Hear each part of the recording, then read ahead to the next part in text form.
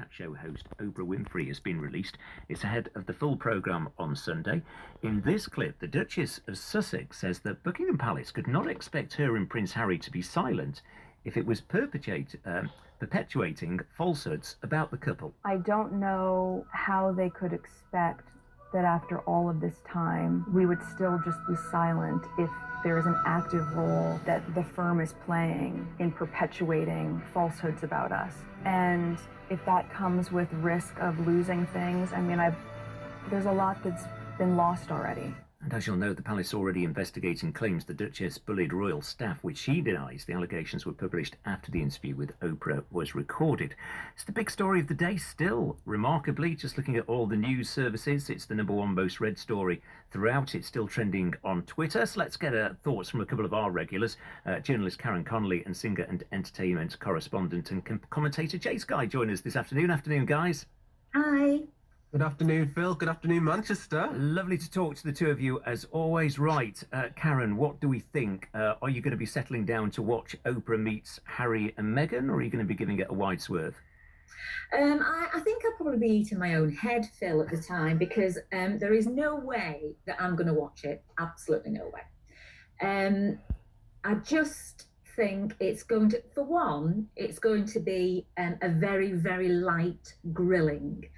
There's no way that Oprah Winfrey is going to ask questions that we all want to know the answers to. So I just find it, to be honest, I just don't understand. They went to America to get away from the spotlight, and they've done nothing, well, especially Meghan Markle, who I've got nothing against, you know, just seems to court it even more and more. So no, I won't be watching it. What do you think the questions are that Oprah should be asking? I mean, whether she does or not, I don't suppose we'll know. But, you know, as a journalist, what would you want to know from the two of them? Well, as a journalist, I'd want to know exactly, you know, what was, for me, I think all this was planned. Which, if it was planned when they first met, if Meghan Markle wanted to not be in the royal family, but knew she had to sort of play a certain game to get Harry, I just want to know when it was planned, the big leave, the exodus of this country and the royal family, and I'd want to know exactly what went on, what made her want to leave, and I'd want to know who were the ones who sort of made her feel very uncomfortable. You know, that's what everybody wants to know. You know, if it really happened, then let's find out what happened. But I really don't think it will be the interview that a lot of people, especially maybe the viewers in America, I don't think it'll be the interview they think they're going to get. I mean, Oprah's sort of, she's had some clout with interviews, you know. She got Michael Jackson, didn't she, to show around Neverland? And, you know, who can forget Tom Cruise jumping on the sofa going mad about Katie Holmes? But, and I know when she interviewed the cyclist, she really did sort of give him a hard time. But her and Meghan seem to have become friends. They're neighbours. And I think this is, they're using this for a double whammy for them both. I think Harry only comes on at the very end. Yeah, it's interesting, isn't it, how they've actually organised that. So it's probably not a Diana moment, for want of a better expression. I don't think so. No, I don't think so. Jsky, I mean, this is very much your brief, isn't it? Oprah meeting, I suppose, entertainment royalty. Will you be watching? I'll definitely be checking it out. It's undoubtedly the TV moment of the year. It's very tense. I feel nervous already. And I think the palace also feel nervous, and it's interesting really, because we're getting new stories emerging before the interviews even happened, which almost appears from a PR position like they're preparing for the worst, to combat whatever is possibly said. I'm interested to find out, and I think some of the questions that Karen just mentioned there will be answered, because I've seen the trailer. And it does seem to be quite an explosive interview. I mean, they are your generation royals, aren't they? Would you say that they represent your generation in that respect? I don't think anyone represents this generation. We're all very random. There's all sorts going on, and social media has just made the world a smaller place and a more accessible place. And that's possibly why this is such a big story, because people in America are just as much invested in this story as people over here. But it will be interesting to see what happens next. Is it I think we're all unfortunate waiting. there has become this divide now about Meghan? I mean, this is what I'm most uncomfortable about, to be quite honest. Do you think, Jsky, there has become, this divide between people about opinions of her? I think people blame her a lot for the demise of Harry and his relationship with the royal family. I think people give her a lot of credit for things that possibly aren't within her remit, because a lot of videos have been circulating recently about Harry's attitude towards living in England and the press long before he met Meghan. But at the same time, I think Meghan has been treated really unfairly. For 4 years, she's been in the royal family, and during that time, there's been over a 250,000 articles, and the majority of them have been quite negative. And it's just been a battle for her. And I just think that people should take individuals on their own character. If Harry doesn't want to do something, he won't do it. He's a grown man. And if life is so good in the royal family, they wouldn't want to leave. People think that she wanted to leave to become famous and to get money, but end of the day, she had that with the royal family, so why would you leave it? Thoughts on that, Karen? No, actually, I do agree with that. But I definitely agree with you that she has had a bad rap.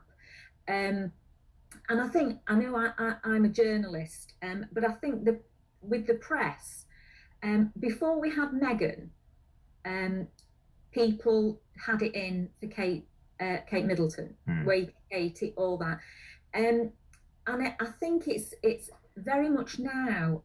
They treat them the way they maybe, or they expect things of them the way maybe they expect from reality TV people.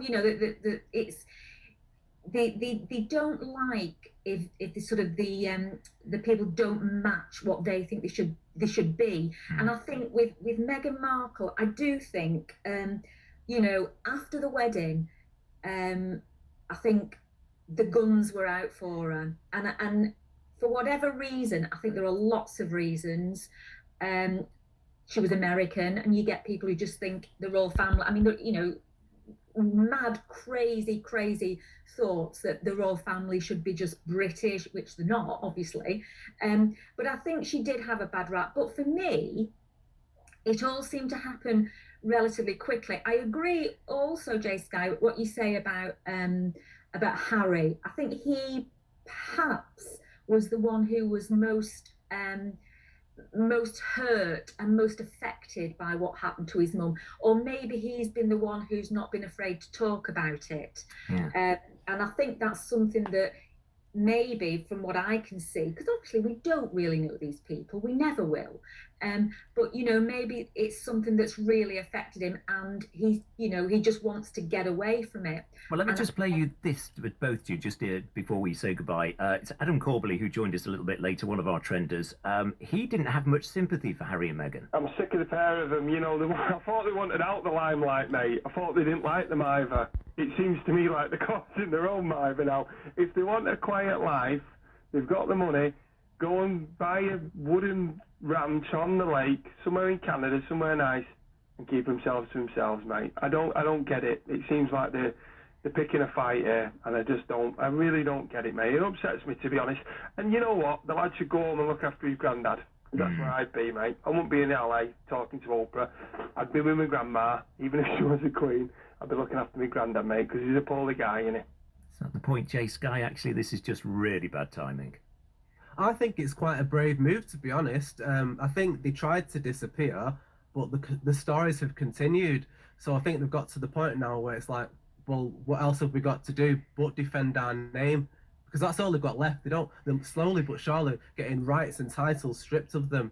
And personally, if it came down to me and someone was saying something about me which wasn't true, I'd feel compelled to defend myself.